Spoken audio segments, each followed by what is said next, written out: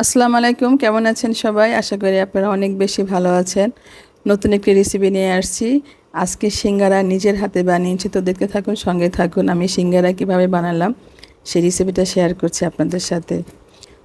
এই দেখুন আমার সিঙ্গারা বানানোর পর যেটা সেটা দেখাচ্ছি। তো প্রথমে আমি কড়াইতে তেল দিয়ে দিয়েছি, আর এখানে দিয়ে দিয়েছি পাঁচফোড়ন পরিমাণ মতো। পাঁচফোড়নটাকে দিয়ে তেলে একটু ভেজে নিয়েছিলাম। এখন দিয়ে দিয়েছে আলু কিউব করে কাটা। আলুটাকে দিয়ে আলুটা ভালো মতো ভেজে নেব।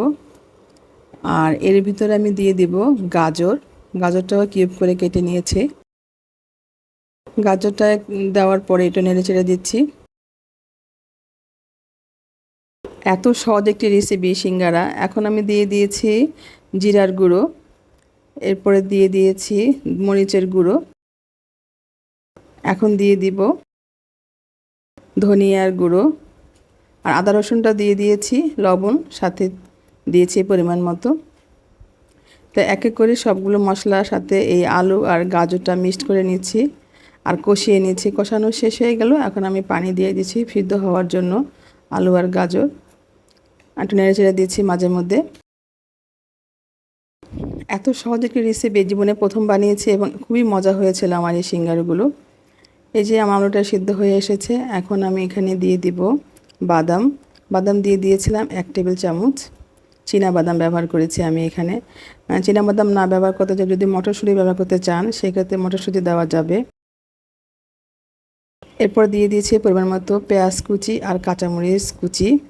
এই কাঁচামরিচ কুচি আর পেঁয়াজ কুচিটা আমি ভালো মতো সিদ্ধ করবো, একটু কাঁচা কাঁচা থাকবে, যাতে খেতে মজা লাগে আর কি। তো আমার ওটা হয়ে গেল, পুর তৈরি হয়ে গেছে সিঙ্গারার পুর। আর এদিকে আমি নিয়েছি খামির তৈরি করার জন্য 200 গ্রাম নিয়েছিলাম ময়দা, আর নিয়েছিলাম পরিমাণ মতো কালো জিরা।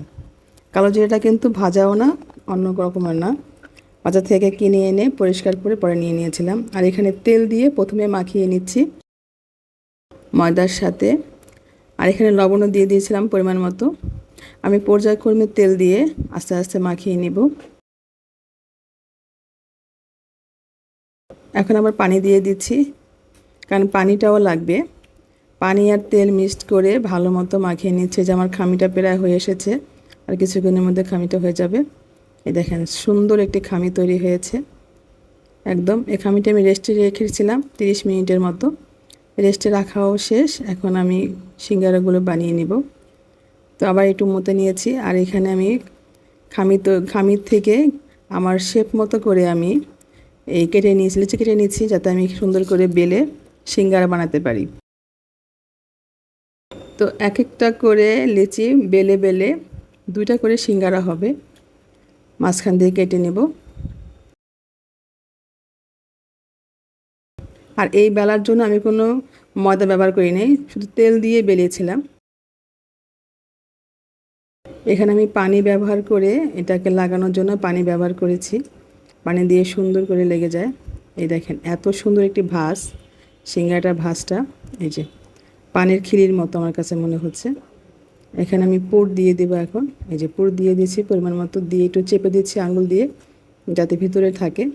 এই যে খুবই সুন্দরভাবে বানানো যায় সিঙ্গারা, দেখতেও ভালো লাগে আর ভাঁজটাও খুবই সহজ। ছোটোবেলায় মনে হতো অনেক কঠিন একটি ভাঁজ, কিন্তু আসলে কিন্তু তা না। আমি আরেকটি দেখিয়ে দিচ্ছি আপনাদেরকে।